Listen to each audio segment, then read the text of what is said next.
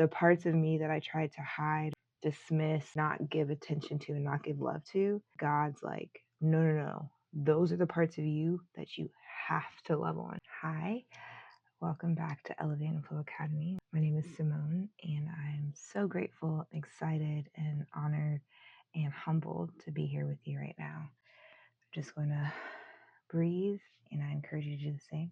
If you want to take a couple of breaths with me.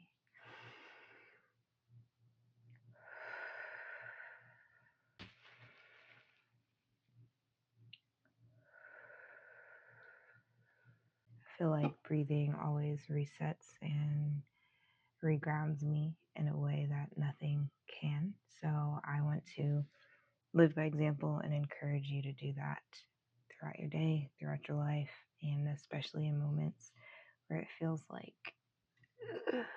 life be life in and the ground is hard to connect to. And so finding other ways and methods to ground is key. I had a struggle and a very difficult time over this past weekend, just regulating my entire nervous system.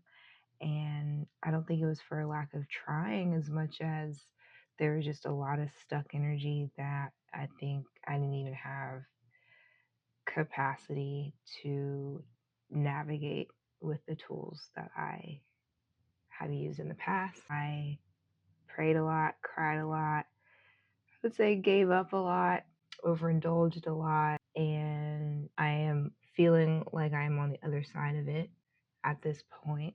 And so I'm here to shift my perspective and focus on the why that I even got to that point rather than the difficulty of being in the midst of that.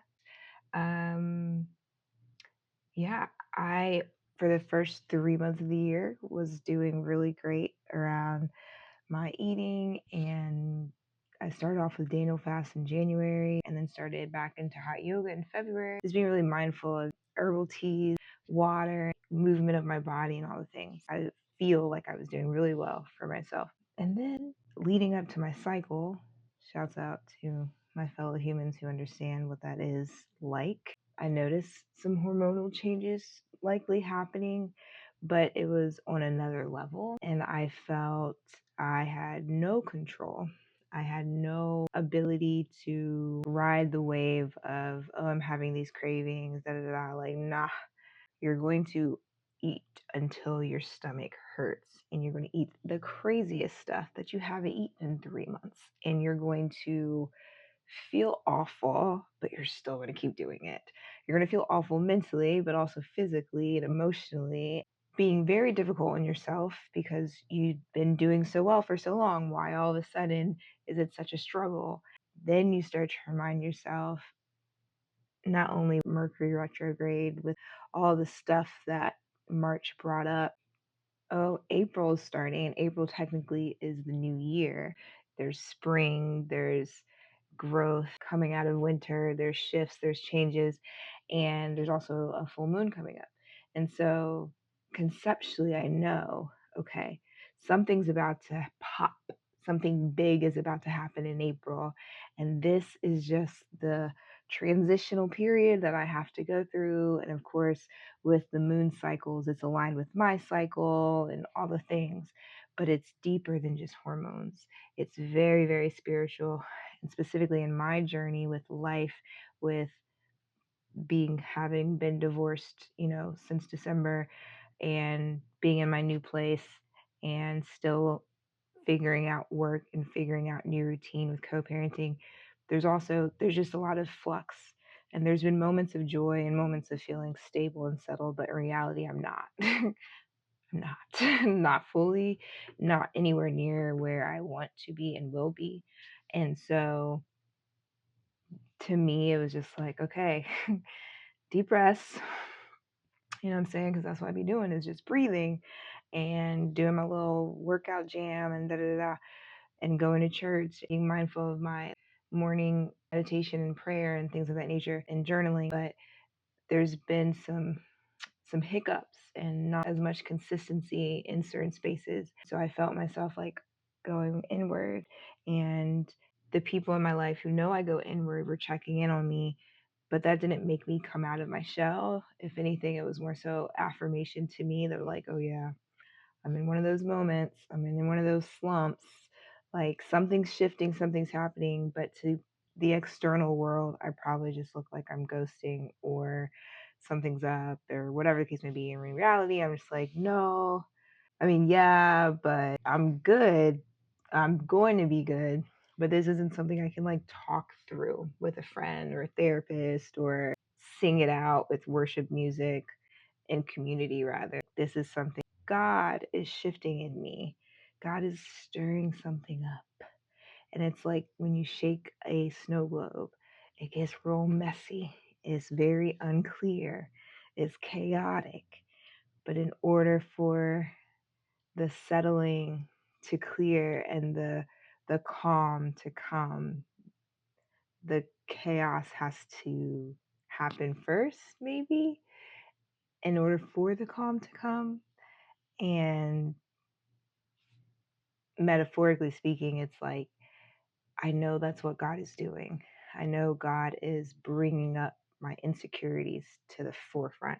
I know God is making me face pieces of me that I struggle with, that I don't like, the shadow parts of me, the dark parts of me that I don't accept, that other people don't accept and have made it very clear that they don't accept, the parts of me that I try to hide or try to dismiss or not give attention to and not give love to.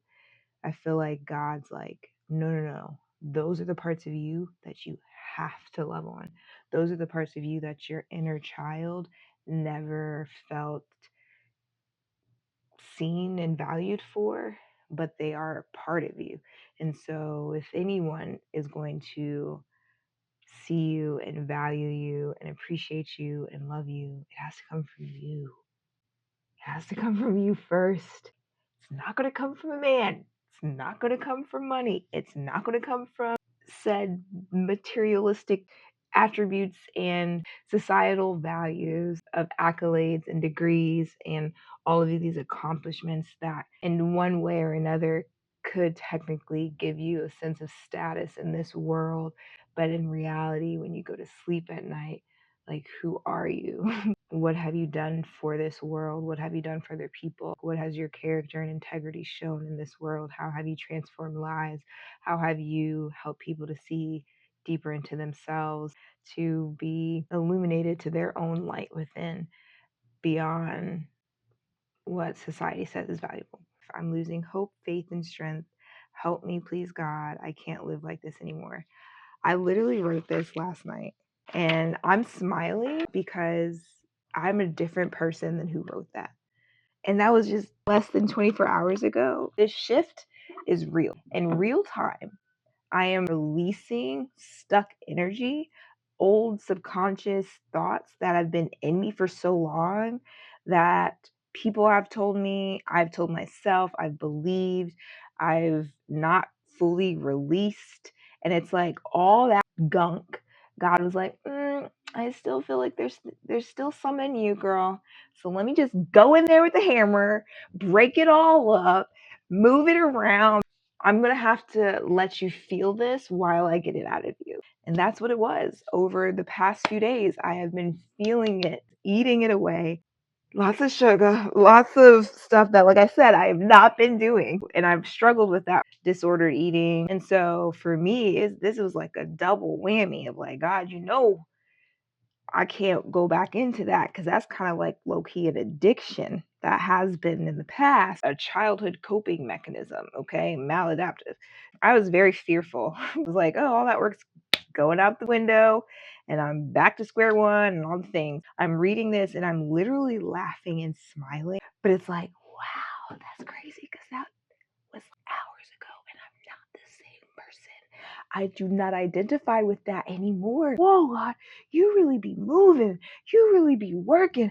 I just asked you yesterday, how do I find my purpose? I'm just excited. I'm grateful and I'm feeling joy in ways that I haven't felt in days. And it's like, oh, I needed this. I needed the hope. I needed the rejuvenation. I needed God to reignite the spark in me, because that's just who I am. And I'm becoming more of who I've always been meant to be, because there's people in my life who are dimming my light, or I allowed my light to be dimmed in their presence, who are no longer here. They're no longer taking up energy and taking up space and making me second guess my beauty and light and brilliance and value.